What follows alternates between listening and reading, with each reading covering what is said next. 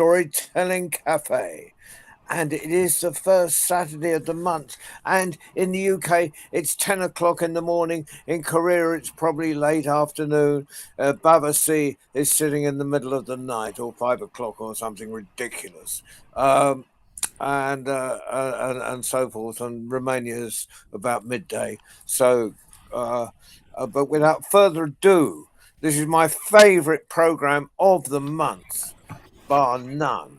It's our young international tellers, where we're building up this fantastic community of young tellers from all over the world. And David, the people have been talking to you because I've just walked in the door, so I haven't the faintest idea what's going on, as per usual. Um, I'm going to Thank, hand over to you. And are thank you with you. us all program, David? Thank you, John. Thank you. Yeah, even before I walked in the door, I've been having messages from people asking, can we tell a story today, and can we go early because there are some children in the West Bank in Hebron who've come with Lamia who've got exams. And first of all, Lamia said they can't come, but then she said, well, they can if, and their mums and dads have said they can if they can tell stories early and then leave and go and do their studying for their exams. And then we've also got of course, Alicia students from South Korea need to come on early, and also I need to check: is Hala in the room? Hala, our dear Hala. I can't see her, Manuela. Can you? No, not yet. So, Alicia, is it okay if we start with a child from Gaza and then come to one of your children in South Korea? Yes, no problem. Sorry, not in Gaza, in Hebron. Fantastic. Thank you very much, Alicia. So we're going to start, if we can. Manuela, should we? Oh no, sorry, Lamia. Who should we have first? Hi, Lamia. Good morning. How are you? Very well, Lamia. Who's going to go first from your group? Mariam. We have Mariam. Mariam. Hi, Mariam. Good to see you again. My name is Mariam. I'm 10 years old. Today I want to tell you a story about the very hungry caterpillar. Mariam, we cannot hear you very well. Can you come closer to the microphone?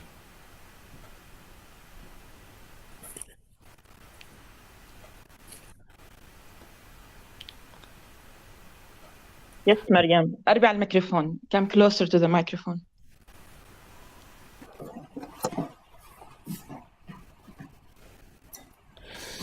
Sorry, Mariam, we cannot hear you. Hello, my name is Mariam. I'm 1 year old. Today I will tell you a story about the very hungry caterpillar. The very hungry caterpillar. In the light of the moon, a little egg lay on a leaf. The children out of came a tiny and very hungry caterpillar. He started to look for some food. On Monday, he ate through one apple, but he was still hungry. On Tuesday, he ate through 2 pears, but he was still hungry. On Wednesday, he ate through 3 plums, but he was still hungry. On Thursday, he ate through 4 strawberries, but he was still hungry. On Friday, he ate through 5 oranges, but he was still hungry. On Saturday, he ate through 1 piece of chocolate cake, 1 ice cream cone, 1 pickle, 1 slice of Swiss cheese, 1 slice of salami, 1 lollipop, 1 piece of chili pie, 1 sausage, 1 cupcake, and 1 slice of watermelon. That night, he has a stony cake. The next day was Sunday again. The caterpillar ate through 1 green leaf, and after that he lived much better. But now he wasn't hungry anymore, and he wasn't little caterpillar anymore. He was big fat caterpillar. He built a small house, collect a cocoon around himself. He stayed inside for more than 2 weeks. Then the Then he nibbled a hole in the cocoon, pushed his way, and he was a beautiful butterfly.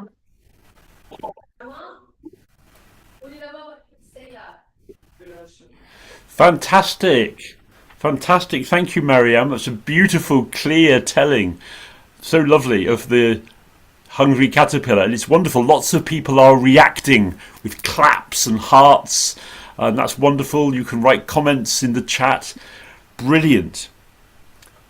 So we've got storytellers coming in, young storytellers from the West Bank like Mariam, from Egypt, children from Gaza. We've got young people from South Korea. We've got Italian children in the room, and I think we might have some children also from Romania. And then we've got, I can see that Evita is with one of your two of your grandchildren. So we've got lovely children from around the world, fantastic storytellers. So Alicia, could you introduce the first of your two storytellers? Is it going to be Colin or Lily? 이래. 이래. Okay. 안녕하세요. Hello, everyone.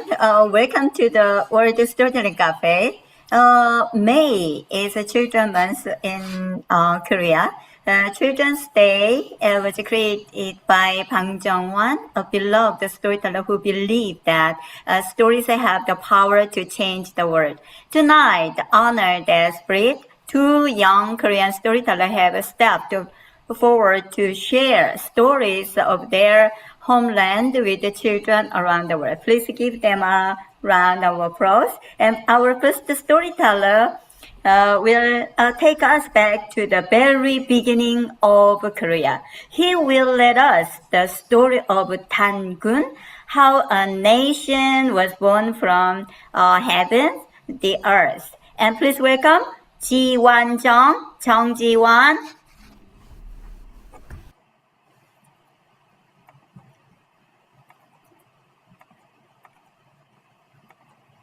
What if becoming human meant living in darkness for 100 days? No light, no comfort, nothing. 안녕하세요. My name is Ji-won Jung from Daejeon Christian International School in South Korea. I chose this story because it reminds me of children who feel trapped in darkness, about how it all came to existence. But as I looked deeper, I realized that this story is not about biology. It is about the price of transformation and the weight of our choices. Long before Korea existed, there was only the sky, ruled by the god Hwan In. His son, Hwan Un, felt a deep curiosity for the world below and eventually descended to the peak of Taebaek Mountain. Beneath the sacred tree Shindansu, he brought 3 heavenly gifts, a mirror, a sword, and a bell, and founded Shinshi, the city of God. There, he began to teach the people everything they would need to live. There were 2 animals, a tiger and a bear, who both deeply desired to become human. Hwanung told them that if they wanted to change, they first needed to understand what being human truly meant. He gave them a challenge to stay in a cave for 100 days, eating only mugwort and garlic. When the bear and the tiger entered the cave, the darkness surrounded them completely. Days were long, and the food was bitter. The tiger quickly grew frustrated, feeling that the task was impossible. It gave up and ran out of the cave, saying, "I'm done," returning to the outside world as a beast. But the bear stayed behind, alone in the cold and silent darkness. Time felt endless, and every day was a struggle. Many times, the bear whispered, "I will finish this no matter what." Finally, after the trial was complete, the darkness no longer felt the same. When the bear stepped out of the cave, she was no longer a bear. She had become a woman, and her name was Unya. She eventually had a son with Hwanung. His name was Dangun, who made the first Korea, Gojoseon. Dangun ruled for over 1,000 years before becoming a mountain god, still protecting and watching over the land. This story shows that becoming human is not just about changing your body, but about patience, self-control, and trusting in yourself. Some people, like the tiger, give up and leave because the darkness is too much. But others, like the bear, choose to stay and endure. In Korea, we have a phrase called Hong Ik In Kan. It means to spread the goodness of humans. The world is full of caves. That is why the story matters. The real question here, will you stay in the cave? 감사합니다. Wow, Colin, that was absolutely beautiful telling of the legend of Dangun. It's one of my favourite stories from Korea, the land of the morning calm. Such beautiful telling. Thank you.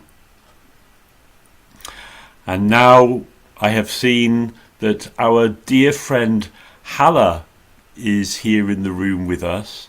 It's wonderful to see you, Hala. You're in Gaza. And Hala, you've been coming to the World Storytelling Cafe for about 6 years, and it's just brilliant because we haven't seen you for a little while. A very warm welcome to Hala. Hala, have you got a story for us Thank today? you. Can everybody Yes. else mute, Hi. please? Hello, Hala. Hi. It's wonderful Um, to see you.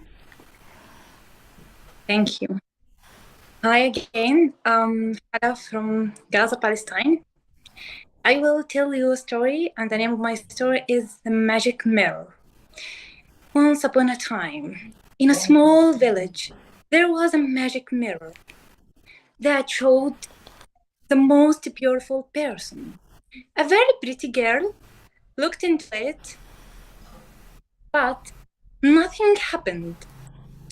Then a simple boy who always helped others and smiled looked into it, and that time the mirror glowed. He was surprised. The mirror said, "I don't see faces, I see the souls."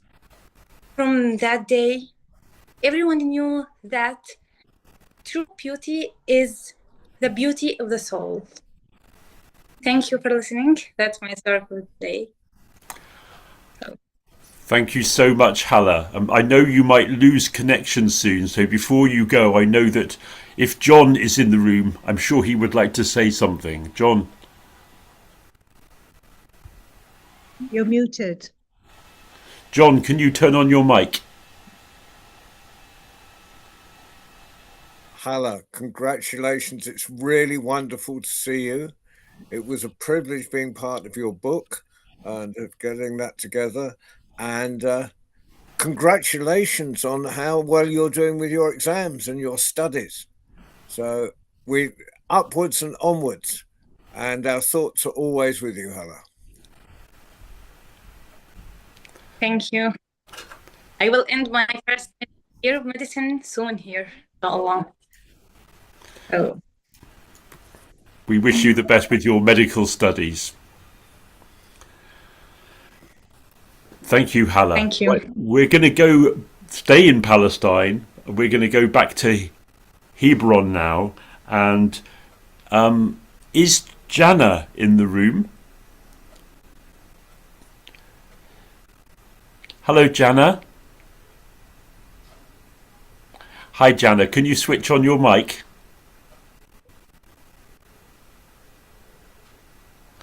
Hello, Jana. Can you switch on your microphone, Jana? جنى افتح الميكروفون. Open your mic.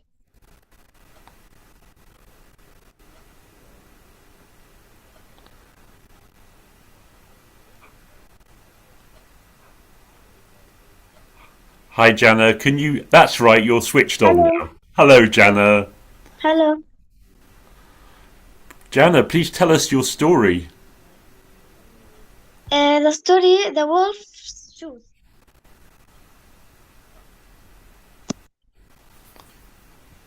Please begin. The wolf shoes. One upon a time, a farmer bought a big goat at the market. The farmer and the goat walking home, a wolf heard the goat. The clever wolf went to the goat. The wolf, I have an idea. The goat, pee, pee. The wolf put his left shoe on the road. He hid behind a tree.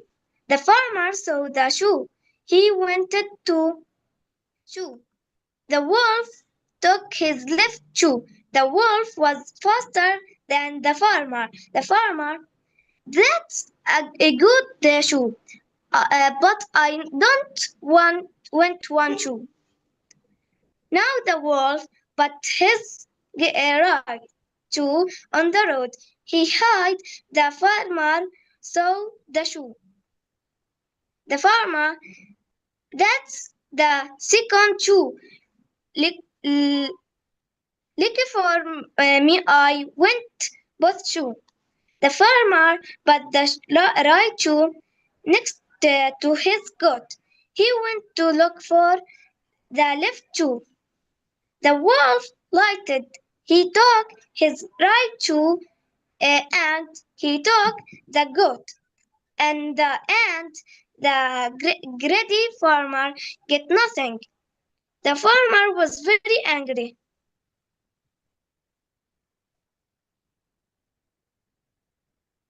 Jana, that was brilliant. I love that story. The wolf is so smart. Much cleverer than the farmer. Absolutely brilliant. Thank you so much. Thank you. And now we will stay in Hebron and we'll have Jude, and then after Jude we will go to Alicia and I think your student Eric. But Jude, would you like to tell your story now? Hello, how are you? Hi Jude, good to see you again. Me too. Story. To take a story, The Lost Kitten.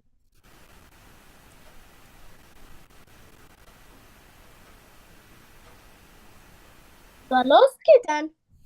One sunny afternoon, a little girl named Lena was playing in her garden when she heard a sound, meow, meow.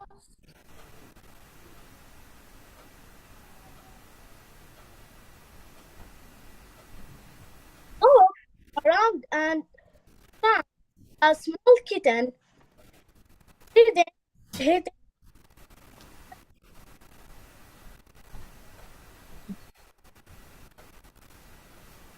The kitten looked hungry.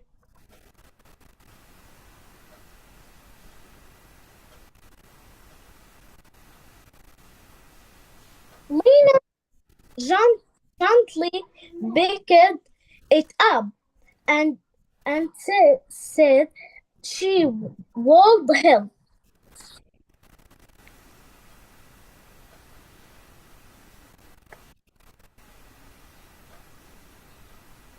She took the kitten home, gave it some, made a cozy bed for it. The kitten felt soft and happy.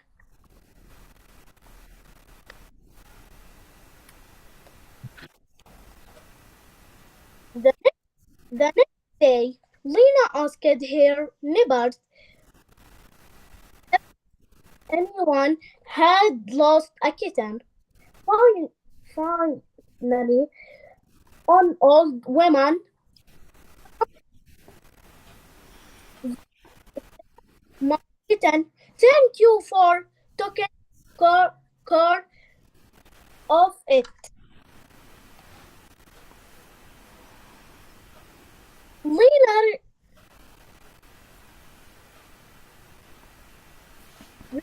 the kitten. She was a little sad. But he helped in need.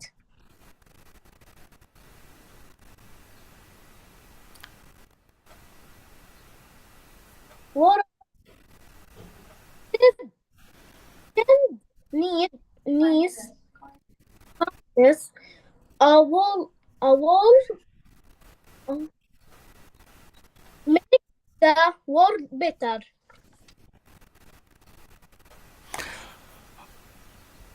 Thank you very much, Jude. Welcome. Thank you for your story. We're looking forward to your next story. Well done. Welcome. Well, let's jump away from Palestine and zoom across, very far across, to South Korea. And I think Alicia, did you say Eric is here with us? Not Eric. His name is Ide. Hello everyone, welcome back. Our second storyteller will bring us a story full of laughter and a very clever toad. And by the end, you will finally know why a toad's back is so bumpy. Please welcome Lee Ide.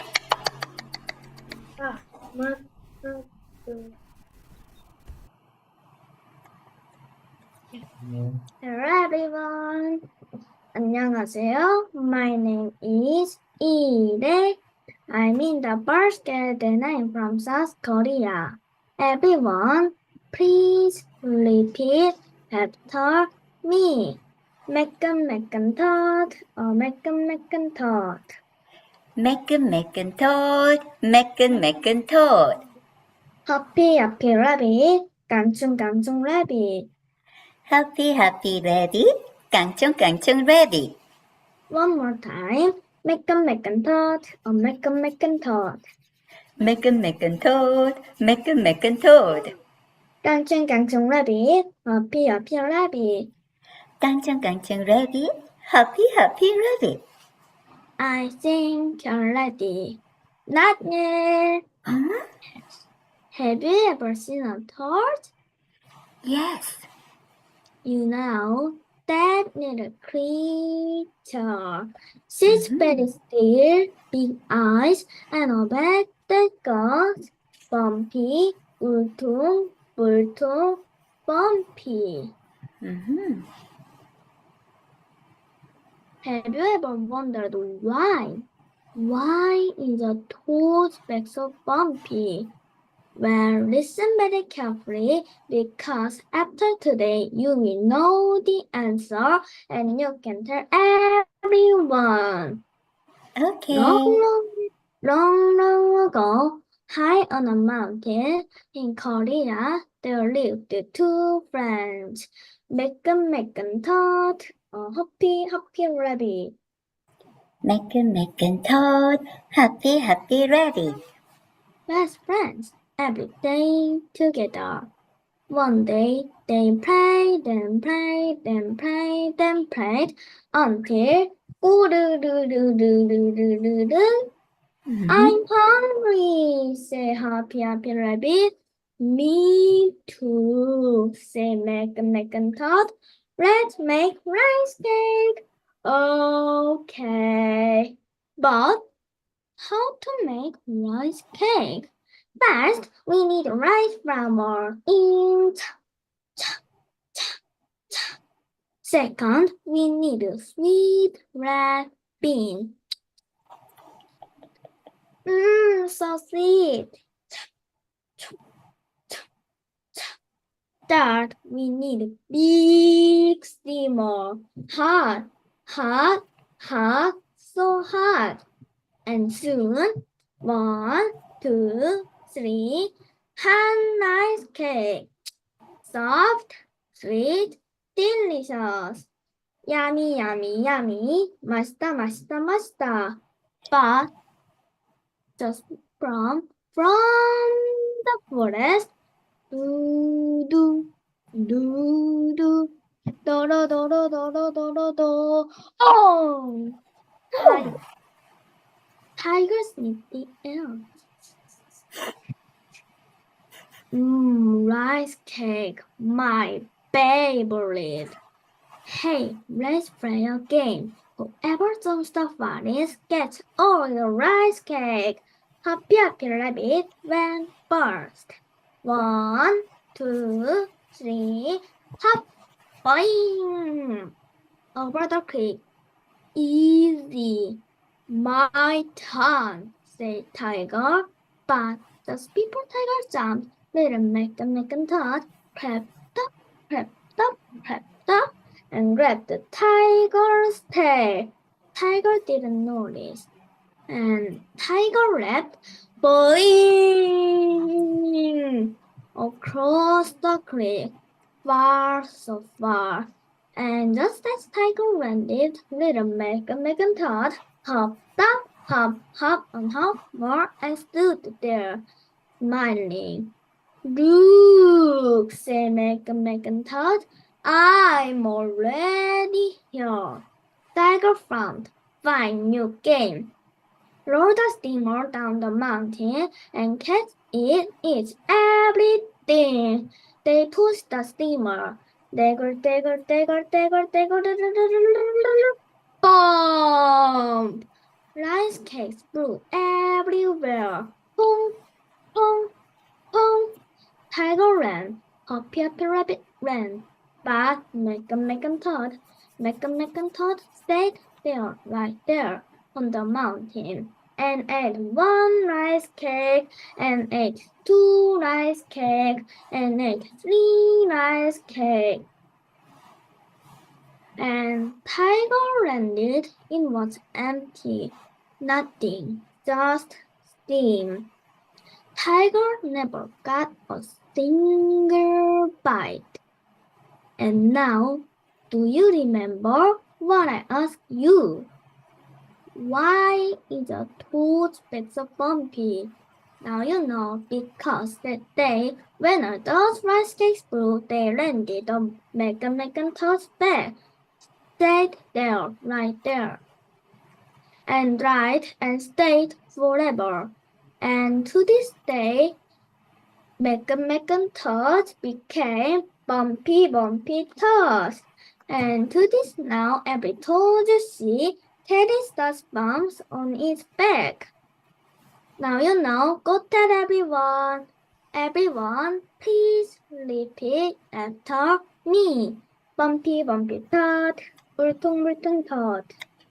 Bumpy Toad, 울퉁불퉁 Toad. Happy Rabbit, 깡충 Rabbit. Happy Rabbit, 깡충 Rabbit. Small and smart, that's the Korean way. 감사합니다. Leela, thank you very much, Leela. It's fantastic storytelling. And now we all know why the toad's skin is bumpy. But, Leela, don't you feel a little bit sorry for the tiger? Little bit. Little bit. Fantastic. Wonderful. Thank you as ever for wonderful stories David? from Korea. Yes, John. When you finish your list of the people who have to leave early, which is Sure. because of various things, Romania is in the room, Fantastic. and their teacher is Mihai Blaga. Well, thank you so much. Their librarian. It's like the librarian, in fact. Brilliant. They're her students. There are 3 more students who said, can we go on at the beginning? And then we'll get to the others. Is that all right? And everything. I just wanted to let you. Brilliant. Thank you, John. We communicate in this strange world of sound. Let's go back to Hebron in the West Bank, and we've got Fadwa. Fadwa, are you with us? Hello, Fadwa. Please tell us your story. Hello everyone, I am Fadwa. Now I will read the story, The False Donkey.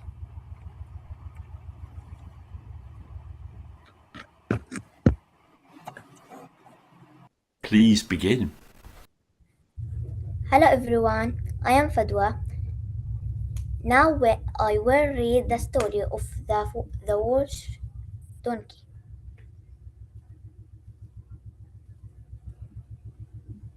The false donkey. One day a man had a donkey. The man put bags of salt on the donkey's back and walked to the market. On the way, they came to a small river. The donkey slipped and fell into the water. The salt melted in the water and the bags became lighter. The donkey felt happy. The donkey thought falling in water makes my work easy. The next day, when the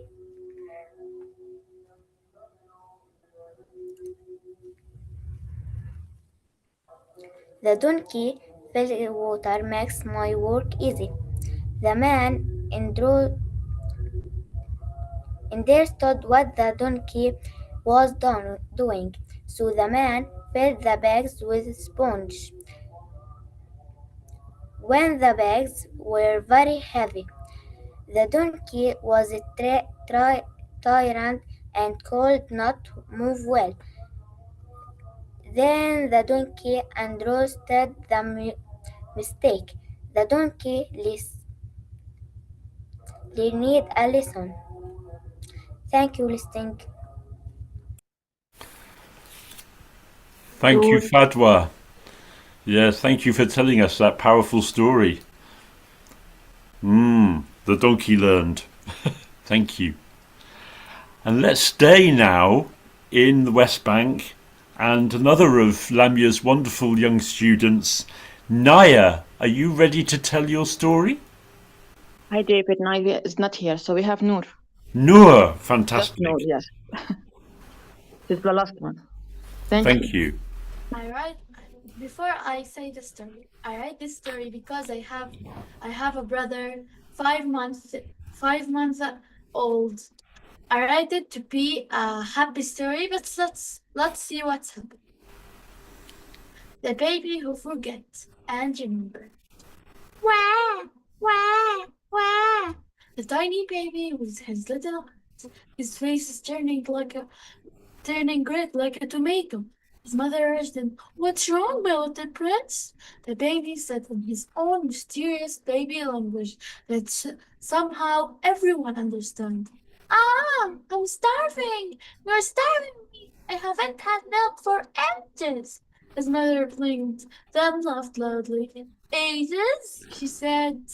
"You just drank milk 5 minutes ago." The baby closed his tiny arms. "No, that was in the ancient times. I barely remember it. I am a poor, hungry baby."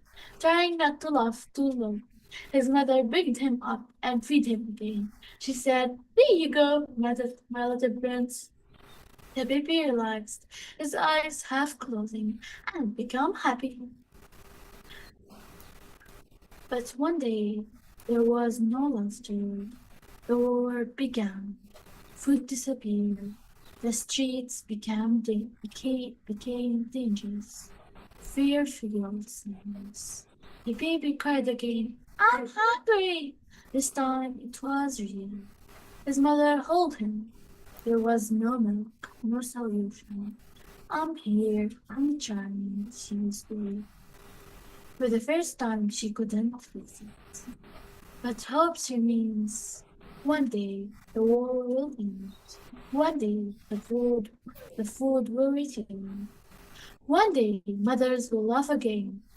And that baby, he will cry again after 5 minutes, forgetting he just ate. Let this be our wish. A baby crying just because he's suckling, not because he's hungry.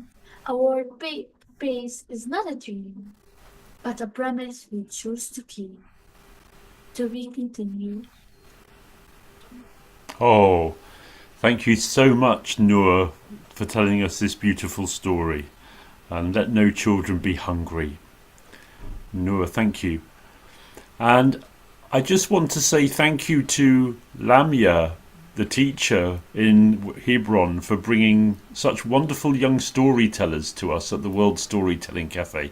Thank you, Lamia.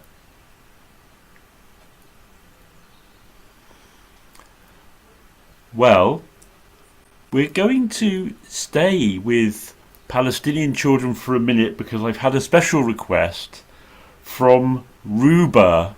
And Ruba from Gaza, you're a teacher and you're in Egypt. It's wonderful to see you again, Ruba, because you've been coming to the World Storytelling Cafe for about 5 years, Ruba. And you've brought today another student called Noor, who's in Egypt and from Gaza. So Noor from Gaza, are you with us? Yes. Hello, Noor. Hello, my name is Noor from Gaza. I am 12 years old and I am happy to meet you. We're happy to meet you as well.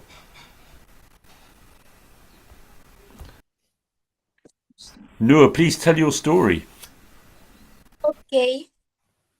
The milkmaid and her bill. Molly the milkmaid dreams of wealth while carrying her milk to the market. She imagines buying a chicken with her profits and becoming the envy of others. While daydreaming, she spills the milk and returns home empty-handed. Her mother reminds her not to count her chickens before they hatch. That is the end of my story. I want to tell you what is the moral of my story. Don't count on uncertain things. Do you like my story? Absolutely. And you told it so beautifully.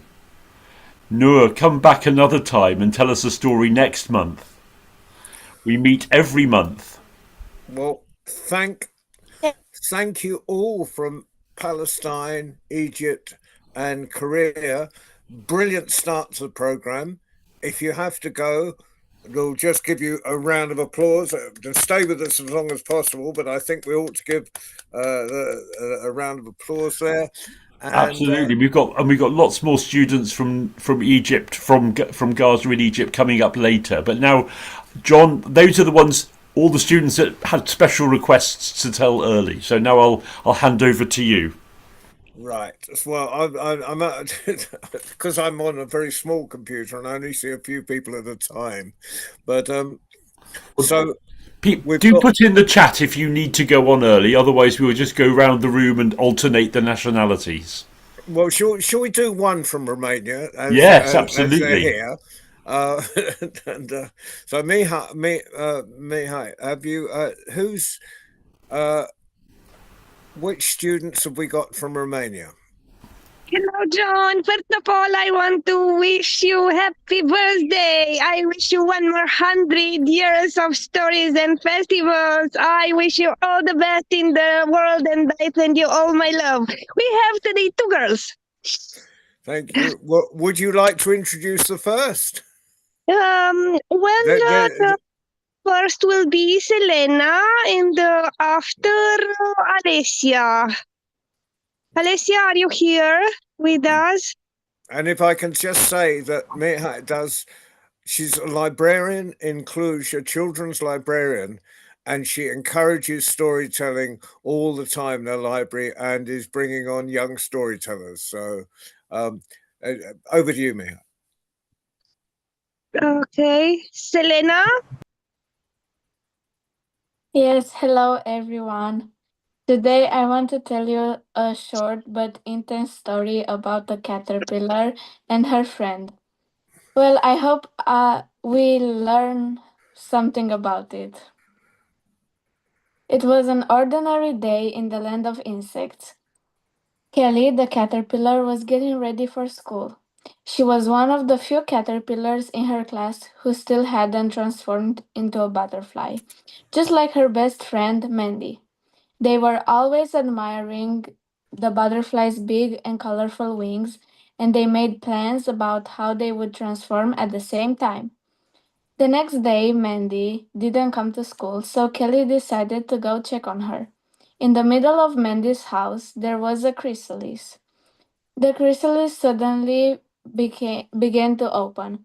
After a few moments, a stunning butterfly came out with majestic wings in the exact colors Mandy had always wished for.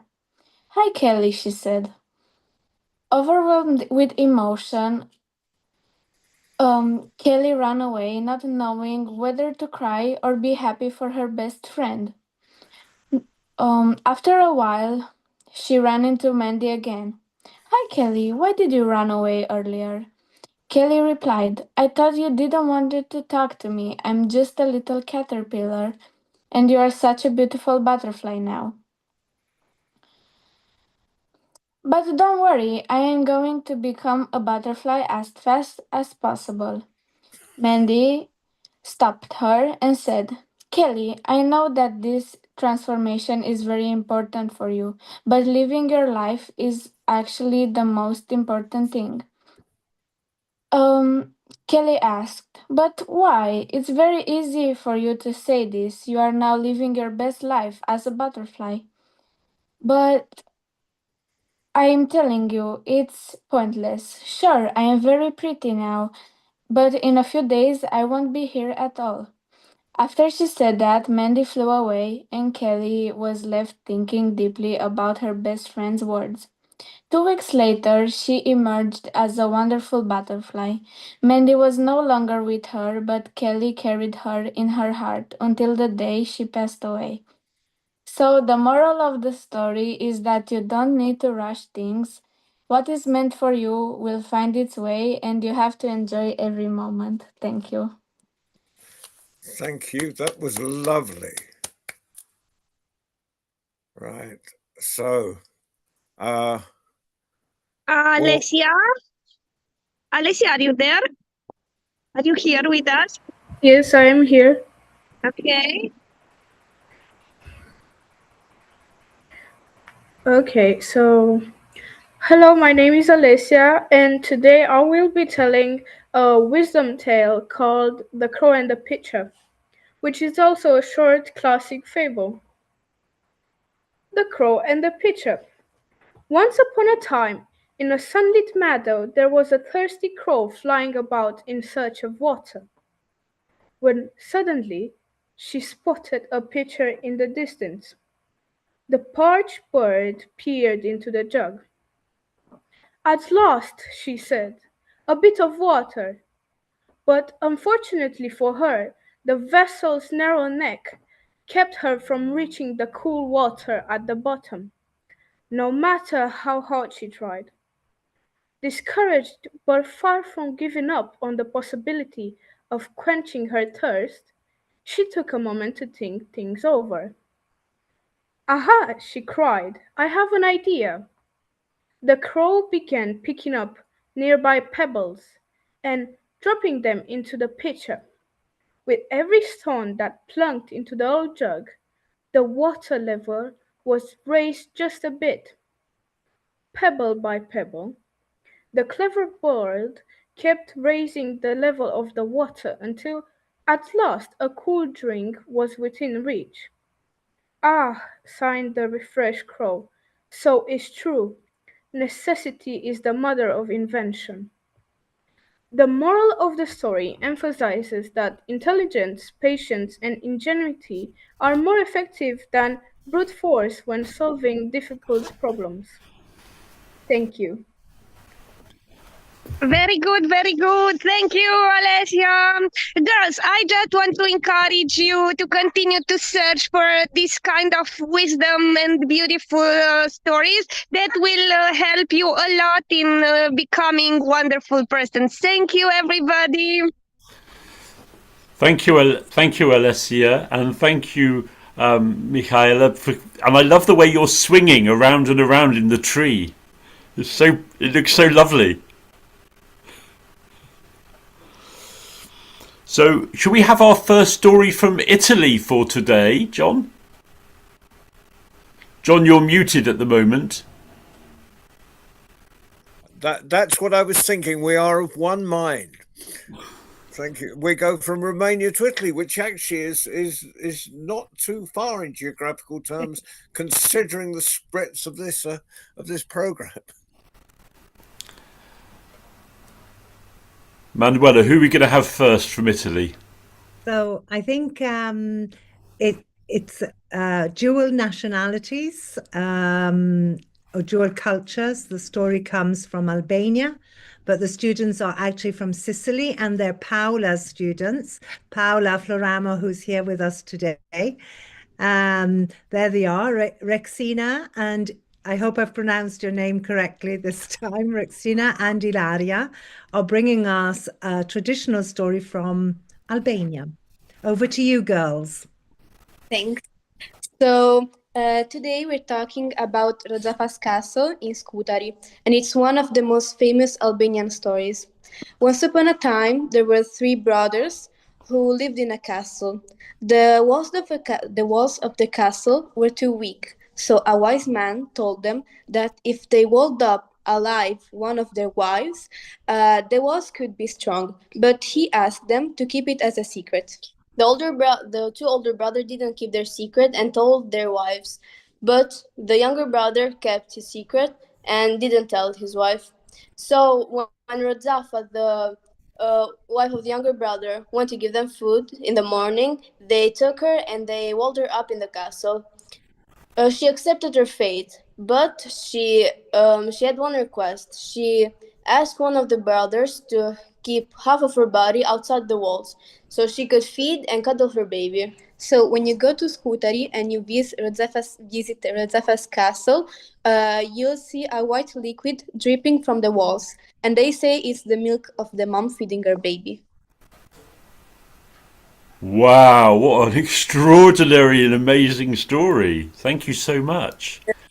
Are you sisters? No, we're cousins. You're friends? Cousins. No, cousins. We are cousins. Cousins? Ah, yes. We can see the family resemblance. And it's Rexina, and what's your cousin's name? Ilaria. Pilaria? Ilaria. Lovely. Well, thank you very much. And do you have a connection? Do you have a family connection to Albania? Yeah, we are Albanian. I'm from Albania, but I have Albanian origins. My parents are from Albania, but I'm born in Italy. Fantastic. And I was born in Albania. Thank you for bringing your Albanian culture to us, and from Sicily. That's absolutely wonderful. Well, shall we go next to have another story from a Palestinian child, Manuela? And Yes. Manuela, thank you for bringing all these wonderful young people to us at the World Storytelling Cafe. It wouldn't be without the help of their teachers, though. And Aisha is here with us. Aisha is Yes, very I'm here. great. Hi, Aisha. Thank Lovely you. to see Thank you. Thank you. Me too. I am glad to see you too. How are you all? Thank you, Mrs. Manuel, for this introduction. I'm so proud of you. Thank you. You're welcome, Aisha. Such a brave teacher to be following all her students wherever they are in the world. And I think our first story today comes from Ruwan. Is Ruwan here? Aisha, is she already here? Yeah, I'm here. Yeah, you're Yes, there. yes, she's here. Okay. Nice. And this story is about Ruwan's younger brother's adventures and his childhood under the rubble. Thank you, Ruwan. Tell us your story. Okay. Hello everyone. Today I want to tell you a real story about me and my little brother Mahmoud. One day, my mom was traveling to another country, and I was fifth grade, and Mahmoud was in first grade. I taken care of him, his school, his food, everything. My dad and my brother helped me, and we did everything together. One day, after school, I went to pick him up. His school was next to mine, but the weather was very bad. It was winter, and the stairs were full of water. The water was everywhere, almost in the middle of the road. I felt a little scared, but I tried to be strong and think smart. So I walked around the back of the school to find Mahmoud, and guess what he was doing? I was playing in the rain. I was jumping with my friends, and I was very happy. I was all wet. I took him and we went back home carefully. I changed his clothes, we ate together, and we finally rested. After Big Adventure for kids like us, that day taught me something. Even when I was young, I learned how to be responsible. I learned that being strong doesn't mean you are not scared. It means you keep going anyway. And sometimes the hardest days become the most beautiful memories. Thank you for listening. Thank you, Rowan. And was that your brother Mahmoud who we heard during the story? Yeah. Oh, thank you, Mahmoud, as well. Both of you told that story very beautifully. Thank you. You're welcome.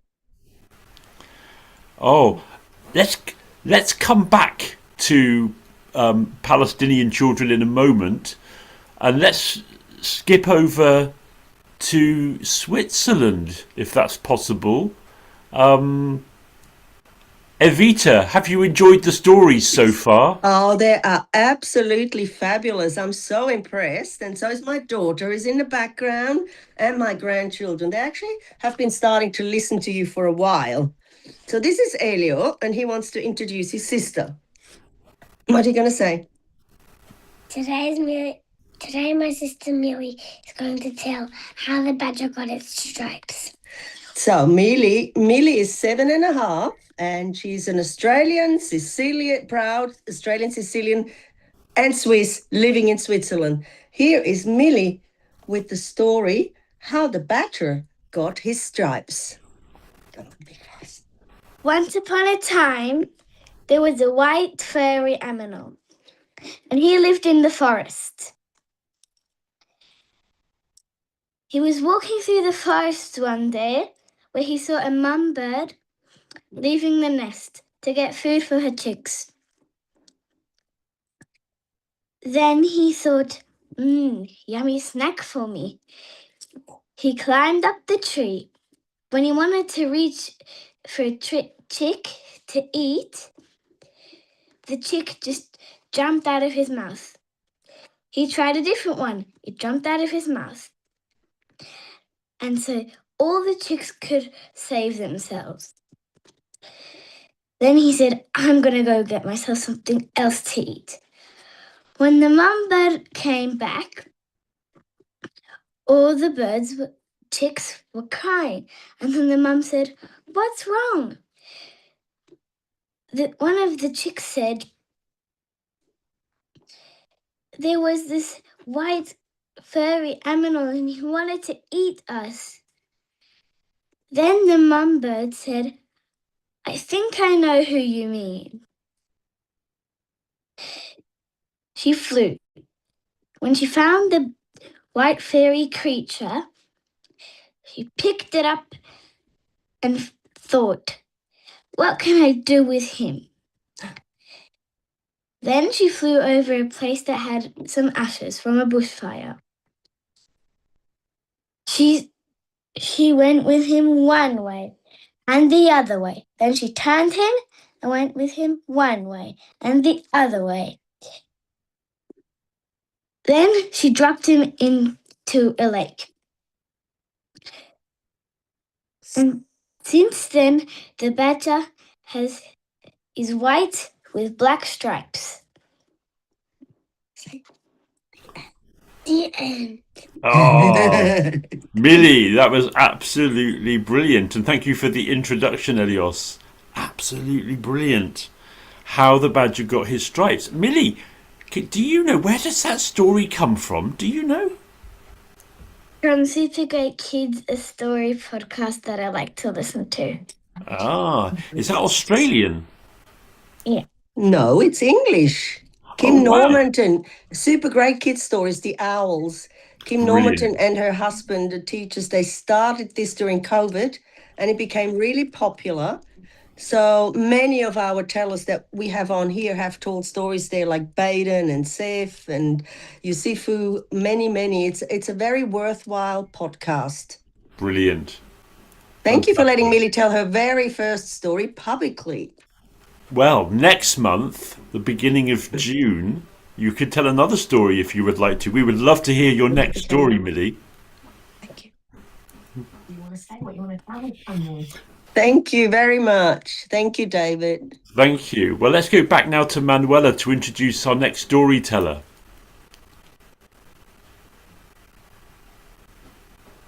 Manuela, can you turn on your mic? Sorry about that, David. Yes, so our next storyteller is from Aisha's class again, and it is Leanna's story about a mysterious friend. Leanna, are you here? I'm here. Tell us your story. Okay. First, hello everyone. I hope you're all well. My story today isn't fiction as the last stories. It's true in every detail. It's the story of a girl, a Palestinian girl. She was like any child in her age. She played, laughed, and learned. She went to school every day. Every night, she dreamed of a brighter tomorrow. Her dream was to become a surgeon and help the children of her homeland, only the children of Palestine, only the people of the cause. Her greatest dream was to see her homeland from what she had been deprived, a place she had only seen through the blood of martyrs, the ash of dreams, and the ruins of childhood. She wished to see Al-Aqsa Mosque, the Church of the Nativity, and the stolen landmarks of her country. But suddenly, she woke from those dreams into endless nightmare. She woke up to the sounds of rockets, not from her mother's voice waking her to school. She woke in terror, placing her hand over her heart in fear, not in peace while dreaming her school day, saying, "What's happening? What's happening? Where's my family?" But at that moment, she understood. The Hell's Gates had opened. She lived in Gaza in the war, terrified, not of the bombardment, for she had grown used to it, but of the fear for the unknown, the fear of suddenly losing someone she loved without a farewell. She was displaced from her home, her refuge and safety, without realizing that the third day of the war would be the last day she would ever see in her home, and the home she had lived for 11 years since her birth. She wished she could say goodbye, to bid farewell to her memories, but even that was denied to her. She left behind her dreams, her box, her toys, and her memories, left them with tears from blood bleeding from her heart. She tried to resist the pain, refused to surrender, but pain met her and prevailed. It devoured her wounds day after day. Each time she remembered her neighborhood and her friends who died for no reason, except that they were Palestinian and honorable. She tried to adapt, made new friends, but they were martyred. She tried to build new dreams, but they burned. She forced herself to laugh, but even her laughter was taken away. Every day, she woke in fear of losing someone she loved. Then, one day, she received the most devastating news. Her father told her, "Daughter, our home has been bombed, and the entire neighborhood has turned to ash." At that moment, she wished she could run back to her home, scream and say, "No, no, no, my home is still here. My home is still waiting for me. My memories are calling my name." But she couldn't. She could only cry and watch her home turn to ash. Her memories are screaming beneath the rubble. asking for justice. But in this world, justice doesn't exist. Survival belongs to the strongest. That girl left Gaza, leaving behind a withered soul, leaving behind the graves of the dearest people to her heart, leaving behind her dreams in search of survival. And that girl's name was Liana Darabe. Thank you so much.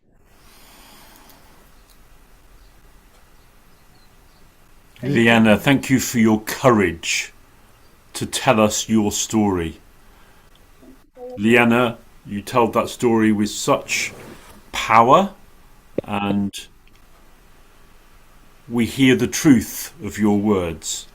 I just want to invite, I know that Evita would like to comment on that story, I'm sure. Evita, I can imagine Evita would have enjoyed your storytelling. Oh, the story touched me deeply, and I'm always so impressed how brave you all are over there, and that you still tell stories, that you're still so very creative, and that you haven't lost your resilience. Know that many, many people all over the world, including my granddaughter, we are with you, and we will keep listening. We keep listening and talking about Palestine. Harra, harra, Palestine. Thank you so much. Hurrah, hurrah. Yes. Harra, harra.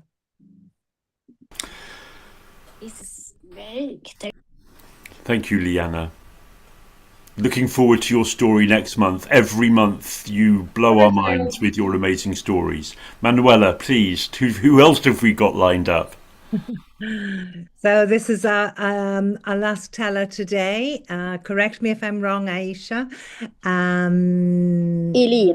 Eileen, yes. Eileen yes. is in Jerusalem.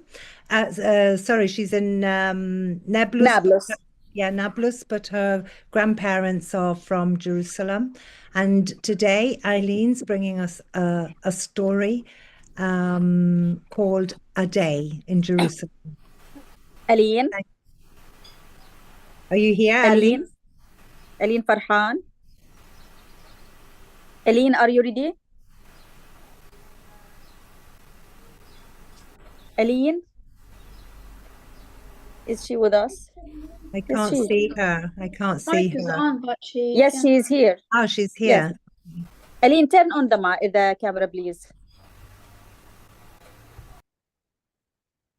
Eileen, can you hear us? Eileen, turn on the camera, my dear. Are you ready, Eileen?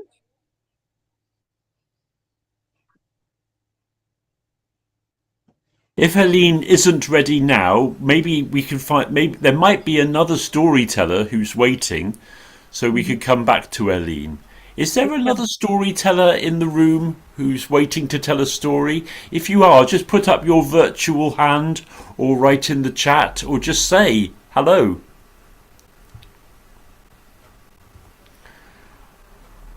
Louis!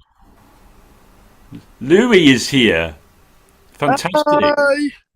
Hi, Louis. So, Louis, will you tell us a story and then we'll go back to Eileen afterwards? And if there's anyone else who wants to tell a story today, any other young storytellers, please write in the chat your name and tell us, if you want to tell a story. So, Louis, over to you. It's great to see you. Great to see you, David. And hello, everyone. But I'm saying I've got two stories. This one is a fairy tale based on the pigs. Once upon a time, there lived 3 little pigs. They wanted to build houses, one from straw, one from bricks and sticks. But one of them would see one farmer and said, "Can I have some straw, please, for my house?" They buy some straw for the first pig. Then the other pig came and took some sticks. And the last one was the bricks. The first pig made the house of straw. But the big bad wolf came in the morning, knocked on the door. Little pig, let me come in. No, not a bit of my son. I will have and I'll puff, and I'll blow your house down. The pig rolled to the second pig's sick house. And pig says, "Oh, I need some help. The wolves scare me. For my house is blown away. Can you please look after me?" And the second pig says, "Of course I will." And he's locked the door. And the big bad wolf came back to knock on the second time. Little pig, let me come in. No, don't behave, I'm a 10. So I'll huff, and I'll puff, and I'll blow your house down.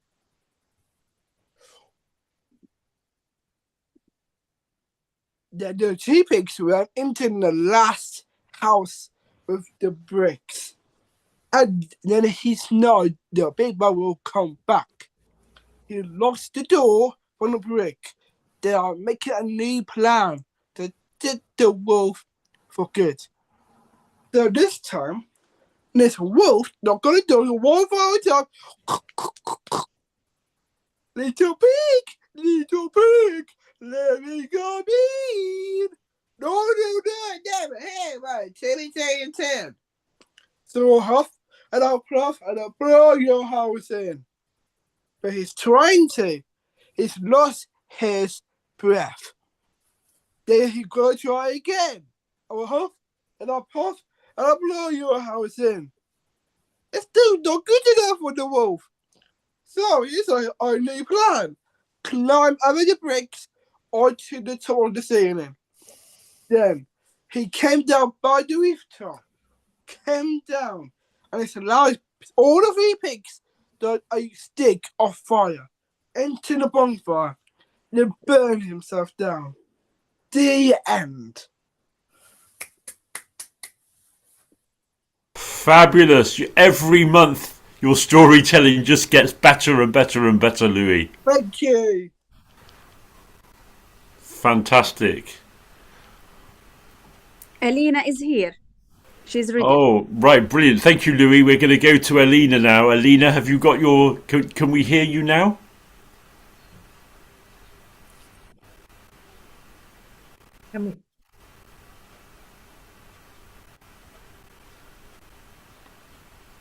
Alina, we can't hear you. We can't hear you. Alina? I can't hear you, Alina.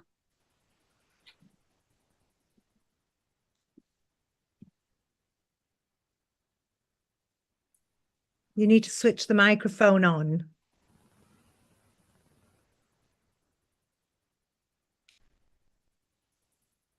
Alina? Turn on the mic. Yeah, you might want to say it in Arabic, Aisha, because I think there's an adult operating the device. She understand. افتح المايك حبيبتي الصوت مش واضح.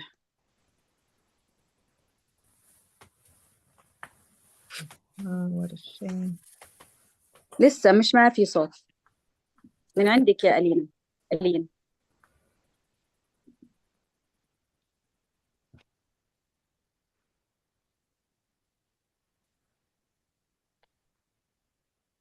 I can't hear you, Aline.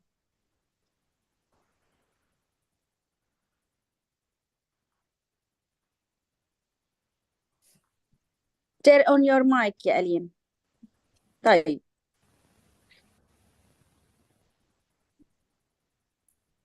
Can you use another way?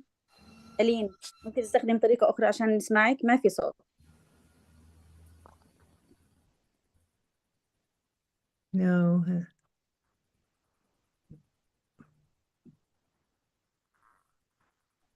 ألين زبط المايك وبنرجع لك كمان مرة تمام؟ Okay. You can choose another girl or another student until she prepares herself. Okay. Otherwise, David, we can, what I can do, we can ask Eileen to record it and I will send it to David and John. Thank you. Yeah, maybe she can tell it next month. Okay, now You're muted, David. David, you're muted. Yeah, you mute. Yeah. So if there's no one else telling, I think we'll go around the young people and get them to say first. And if anyone wants, during that time decides they want to tell a story, they can let us know. But let's do our usual. Let's have a comment from all the young people who have been amazing this week. They have been, I think, just a round of applause for everyone who's told. David, who's got a better memory than me and probably is making notes all the time, will have things to say at the end about each individual teller. But we'll first let the young people speak. Igor, you got your hand up.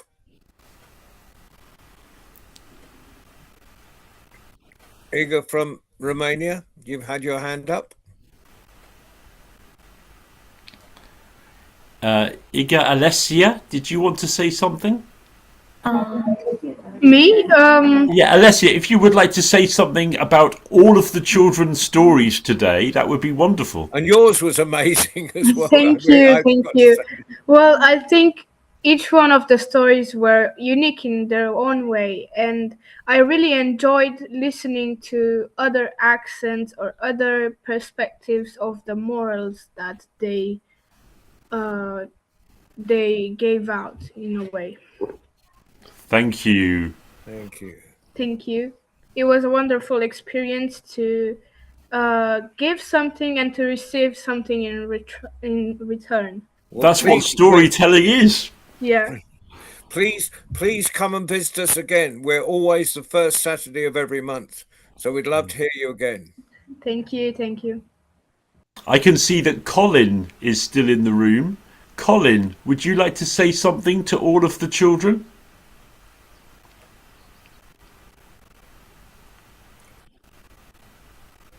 Hi, Colin.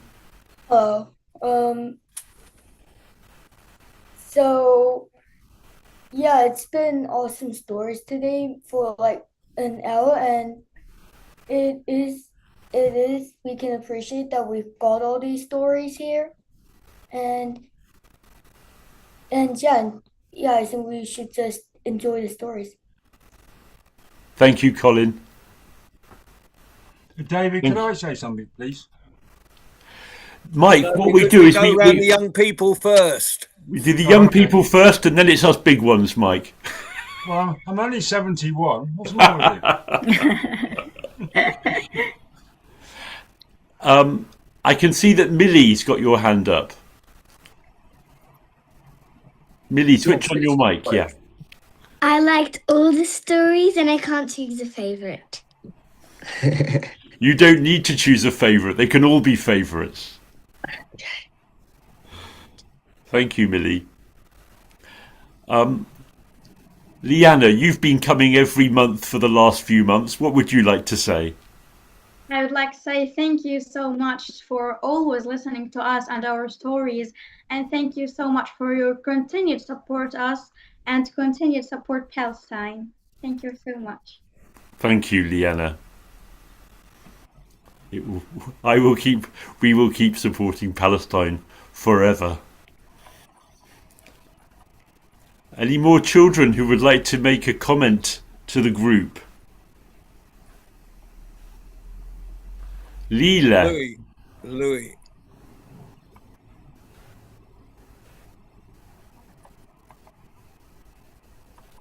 Louis wanted to say something. Louis. Yes, hello. Thank you for your stories. It's really mean to everyone in the Southern Cafe. I love you meeting new people. I listen to their own stories. Thank you for having me to read my story to you. Your stories are really mean to all of us, including me. I love the way you talk about the story, your characters, and your expressions. Thank you for your telling your stories. It's making all of us even better. Thank you. Thank you, Louis.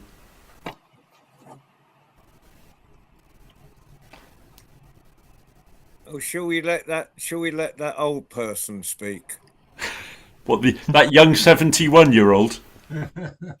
So, where I'm sat, and I'm in Shropshire in the UK, and none of you will have heard of me. My name's Mike, but we run a storytelling festival. The question I've got to ask you children, particularly people like Liana and Joanne and people, is how many languages do you speak, Liana? And if you speak more than one language, would you just put your hand up?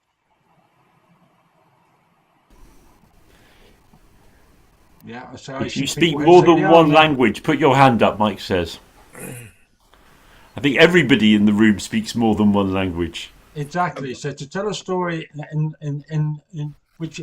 a language which isn't your mother tongue is really, really more difficult than anything else. And all the ones I've heard this morning have been absolutely spot on. It's the diction of the usage of the language that I've been impressed with. And that was the point I wanted to make today. And so well done and well done. Okay. Thank you, Mike. Evita, you've got your hand up. We do.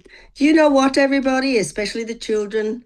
I have a dream, and us storytellers are allowed to dream that one day, in the very near future, we sit around a big fire in a forest or on the beach and tell stories to each other.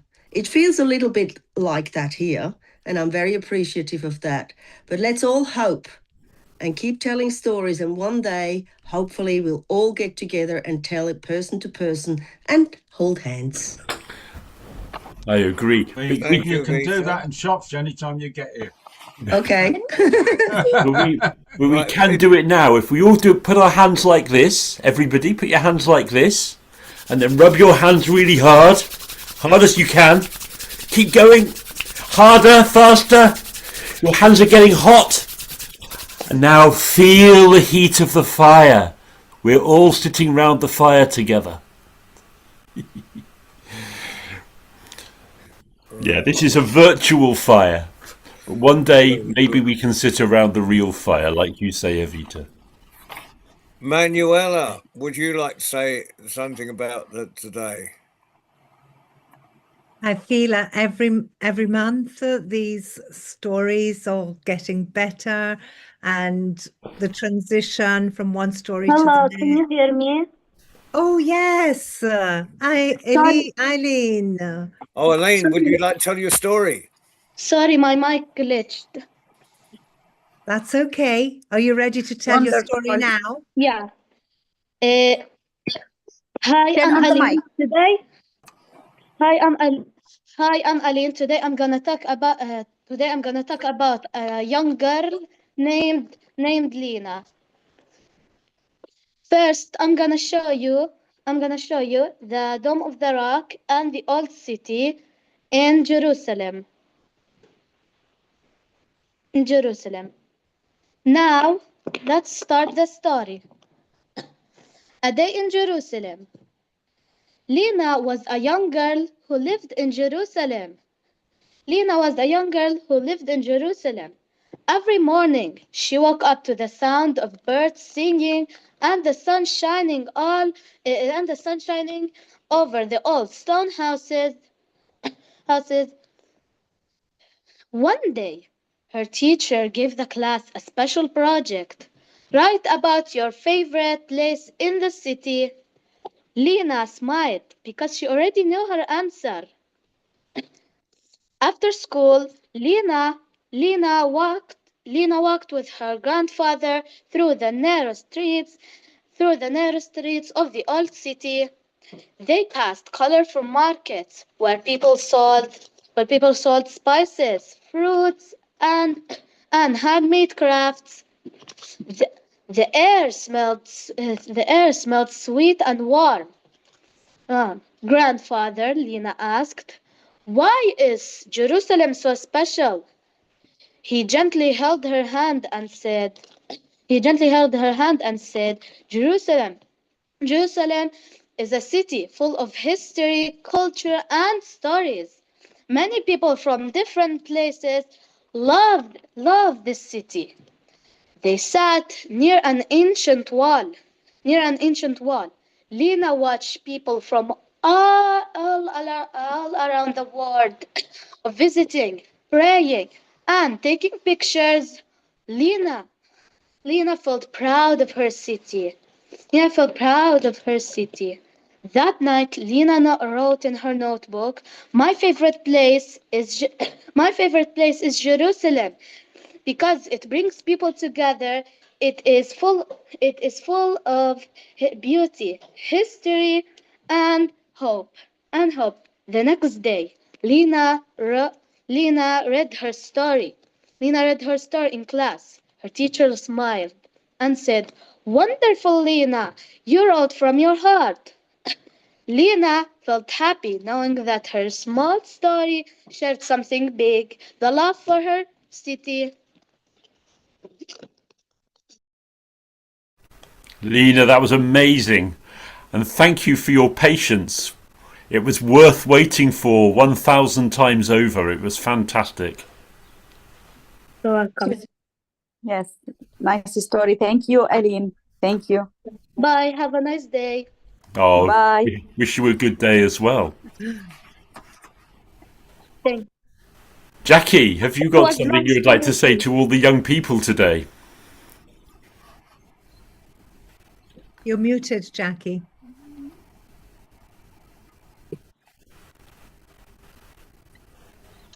I was just typing a little message to Aline just It was to say her story was from the heart, just like so many of the stories today. And, you know, I am blown away by the vocabulary and the delivery and the content of all these stories. And also of the comments that you young people make about each other's stories. They're so thoughtful and, yeah, well done, everybody. Another wonderful. Thank you. Bye. It was nice to meet you. It was lovely to meet you too. Thank you, Jackie. And I saw just now that Fadwa, you had your hand up. Fadwa, did you want to say something to all the children here today? No, it's okay. That's all right. So, what are the Babasi? The shy guy. Wow. The shy guy. I'm enthralled. I love all the different ways that the younger people have told their stories. I do have 3 favorites, but I don't think I'm going to mention them. But 2 of them remind me of 3 of them remind me of a younger me. And I love the way they were expressive with their hands, the way they used their voices. And the ladies, the young ladies that told stories that came from the heart. I could feel my heart beating in time with their stories. But I also want to say thanks to all the adults who have helped mold and encourage these young storytellers to tell their tales. And one last thing, libraries and librarians are the best. When I was a child, or pretending to be one, I lived in the library. It was my second home. So once again, thanks to all the younger people who told stories today in all their many different ways. Asante Sana, thank you very much. Vizuri Sana, which means very well done. Well done, you, Babasi. Thank you for always being here. And Rowan has got a hand up. Yeah, I want to say thank you so much for giving me the opportunity to express my memories. I really enjoyed listening to the people from different countries. Thank you so much. Thank you, Rawan. And I think Alicia would like to say something. That's what I was thinking. All right. I really want to express my deepest gratitude to the young storytellers from all around the world who share their own stories with us tonight. And your stories were a gift. In Korean word, 선물. Your voice, your gesture, your story absolutely gift us. And our children was listening with their whole heart. Thank you very much. And one of Korean young storytellers, the lady, before we go, she wants to say something. Lady, are you ready? Yes. Okay. Thank you to the World Storytelling Cafe for creating this beautiful space where children's voices from every corner of the world can be heard. Thank you. Okay, Mihai, are you still with us? Would you like to say something? Would Romania like to say something? Probably gone. She's probably swinging round on that tree. Right. Aisha, would you like to say something? Is she still there, Aisha? Aisha, thank you for bringing your wonderful students today. Thank you, thank you. I am proud of giving us the opportunity and all the children around the world to have this opportunity to express themselves, telling stories, know about others' cultures. And that is a brilliant project to do. And this will make the other children to be courage to express themselves in English and in other language. Thank you all. I'm proud of being part of this project. And we're proud of you, Aisha. Thank you so much. Thank you. all. Well, I want to say something if I can. I want to actually, apart from praising every young teller that always blows me away, and when I say this is my favourite program of the month, and we put on a lot of programs at the cafe, it's the most inspiring. But I want to thank David, who without David there wouldn't be this incredible network. So and for holding it all together, bless you, David. So thank you, David. And David, do you want a final word? You're allowed more than one word. I'm allowed more than one word. That's good. Thank you so much, John. Thank you for the World Storytelling Cafe and Walid for hosting from Marrakesh.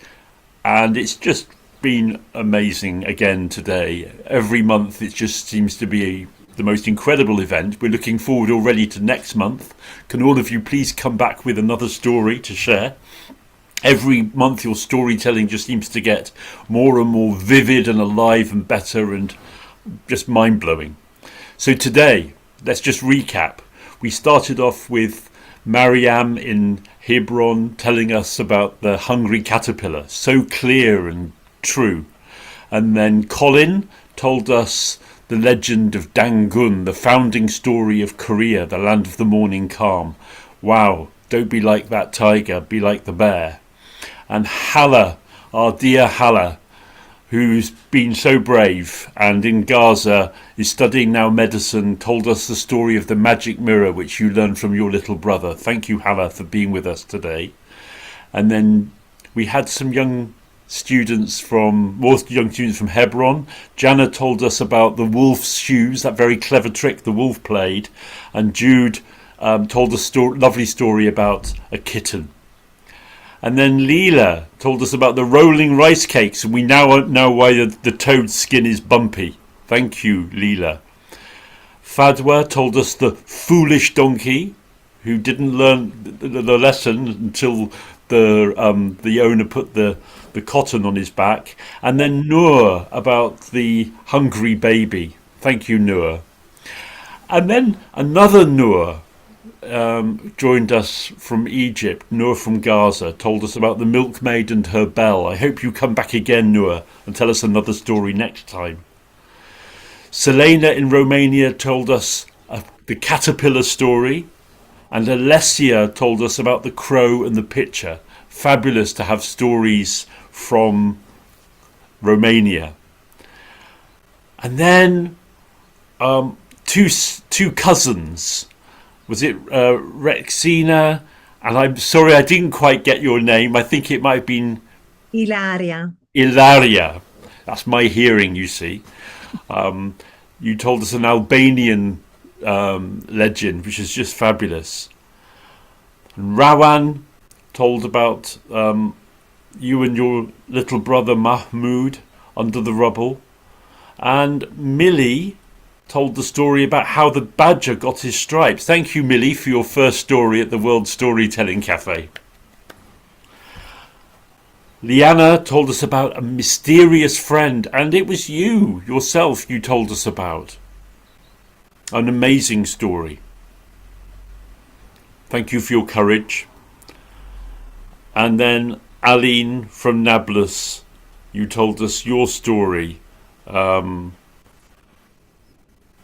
day in Jerusalem, a city of many cultures, just like the World Storytelling Cafe. A place of many cultures and faiths and people from all around the world coming together and making our world better. You give us hope. Thank you for giving us hope, you beautiful young people. Whoa. David, John, could I say something? So I'm in. Yeah, I've where got a are very, you? Oh, yeah. Hello, Lucy. I'm How are in. you? Hi. Make it short. Yeah. Okay. I'm in Marrakesh at the moment, and it's a bit noisy, but hopefully you can hear me all right. Yeah, I just wanted to say about to the young storytellers that all your stories were wonderful. And I want you to just invite you to think about the stories that you have in your own heads about your life every day. And you can choose to have a story that's, the glass is half empty, or you can choose to have a story of the same glass is half full. And whatever stories you tell yourself, as well as telling us, but the stories you tell yourself every minute of every day are so important. So make sure that those stories are wonderful, beautiful, and uplifting for you. Yeah, and thank you to everybody. Thanks to all the adults for supporting everyone as well. That's Thank it. you, Lucy. Thank you, Lucy, for all. But David, we for forgot those that somebody. don't know, We forgot without somebody. Lucy, there wouldn't have been a World Storytelling Cafe. So she's is the true. inspiration behind it. David, we'd be remiss if we didn't mention Louis. Yes. Yes, Louis. He is our unofficial official. Louis, Yes. and the Three Little Pigs, one of the most amazing and brilliant and scintillating versions of the Three Little Pigs that we've ever heard. King Louis, that was amazing. Thank you so much. Thank you.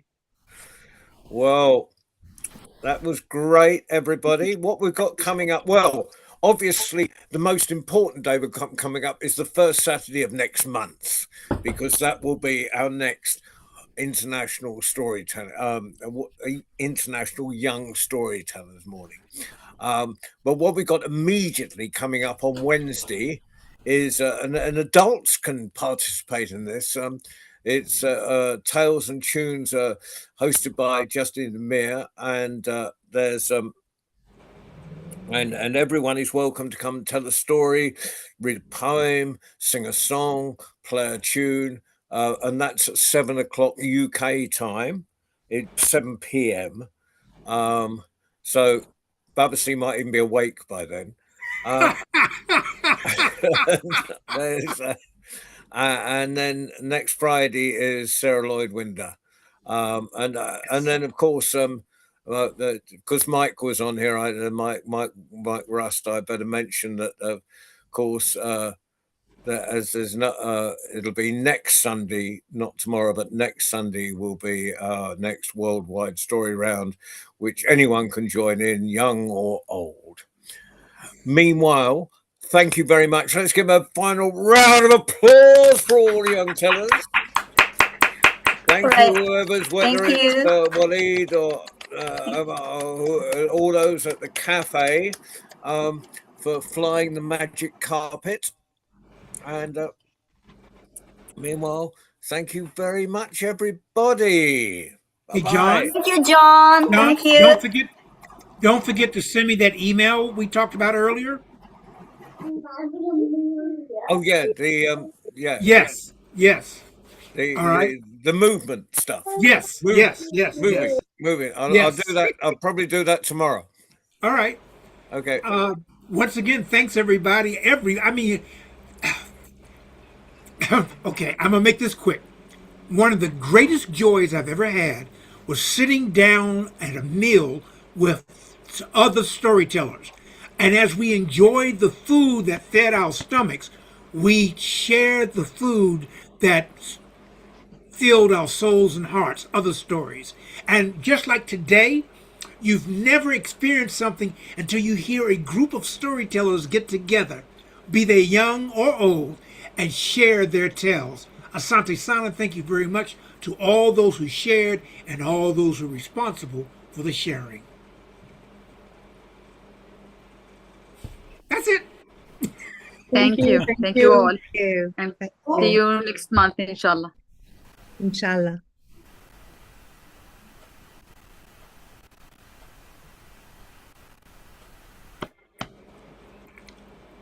Goodbye, everyone.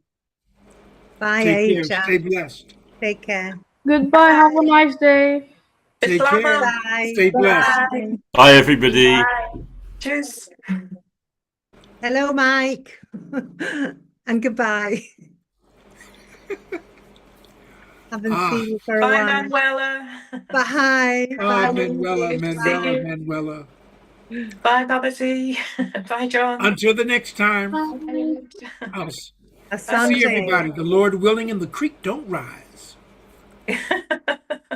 That's an old Southern expression. Bye-bye, everyone. Bye. Bye. Bye. Bye, Alicia.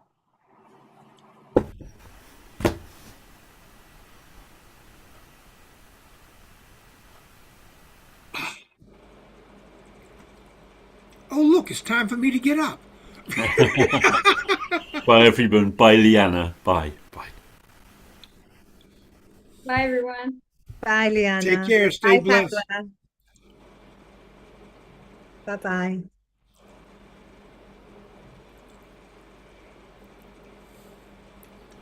Truly, this was worth getting up at 3 o'clock in the morning to be here by 5 in the morning.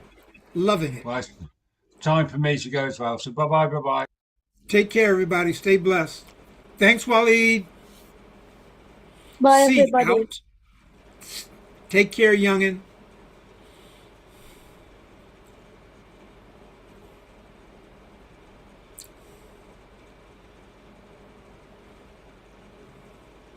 See out.